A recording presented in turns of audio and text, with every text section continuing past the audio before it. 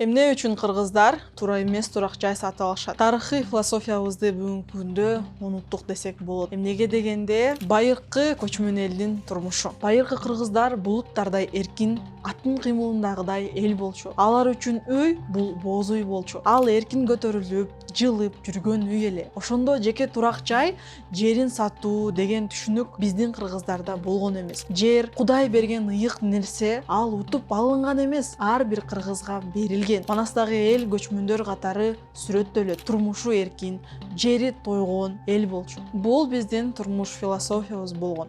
Адам эркин болсун, жер сакталып, турмуш улансын деген ойдо. Орус империясынын убагында туруктуу жайлардын байкалышы. 1860 жылдардан тартып Орусия империясы биздин жерлерге кире баштаган. Жерге каттоолор киргизип, айылдар пайда болду. Көптөр боз үйдү таштап, үй, сарай салып башташты. Бул табият менен болгон байланыштын үзүлүшү эле. Шабдан Баатыр сыяктуу айрым манаптар өзүнө жер кралы кылып, Орусия менен байланышты күчөтүп, 19-кылымдын аягына чейин көчкөндөрдүн көбү отурукташа башташты. Бирок жери мыйзамдуу эмес, каттоо аркылуу гана берилчү. Совет доорун эстейли. Кишилер шаарга көчүп, үй квартиралар курулуп башталды. Совет доорунда кыргыз эли отурукташты. Колхоз, совхоздор, шаарлар пайда болуп, боз үй эскилик болуп калды. Үйлөр, бригадалар, заводдо иштегендер үчүн курулуп, прописка деген түшүнүк киргизилген. Бул кыргыздын көчмөн мүнөзүнө каршы келген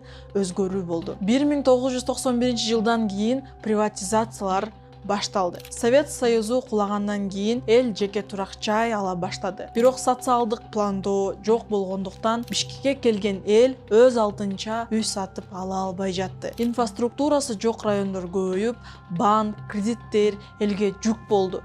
Жер мыйзамсыз берилген убактар болду. Документсиз үйлөр жайылып кетти. Биздин баатырлардын заманбап ой пикирлери. Чыңгыз Айтматов Саманчынын жолу китебинде мал көп болсун деп жазгандай, ал да материалдык эмес философияны жактаган. Ал эми азыркы архитектура, стройка, хаосу, Бишкектеги үйлөр гана көбөйүп, айылдагы ынтымак, табият менен байланыш унутулууда. Бүгүнкү күндө биздин саясатчылар ар бир кыргыз үйлүү болсун деп иштеген адамдар дагы бар. Саясатчылардын бүгүнкү политикасына көп киришпей эле коелу, бирок менин деле бүгүнкү айтышым ар бир кыргыз үйлүү болсун. Бирок үйлүү кандай болуш керек? Мурун биз бири-бирибизге канчалык ишенимдүү болсок, мурун бири-бирибизге боз үйдү көтөрүп алып кетип, коюп бергенге чейин жардам берип, ошончалык ишеним бүгүнкү күнгө чейин сакталып атат. Бирок ошол бүгүнкү күнгө чейин сакталгандардын ичинен ушундай курулуш компаниялар бар. Ошол ишенимди жоготкон курулуш компаниялар бүгүнкү күндө элдердин ызасын көрүп, элдердин ыйлаганына карабастан акчаларын алып, үйлөрдү бүтүрбөй калган убакыттарды көрүп жатсаңыздар керек. Бүгүн биз 21-кылымда жашап жатабыз.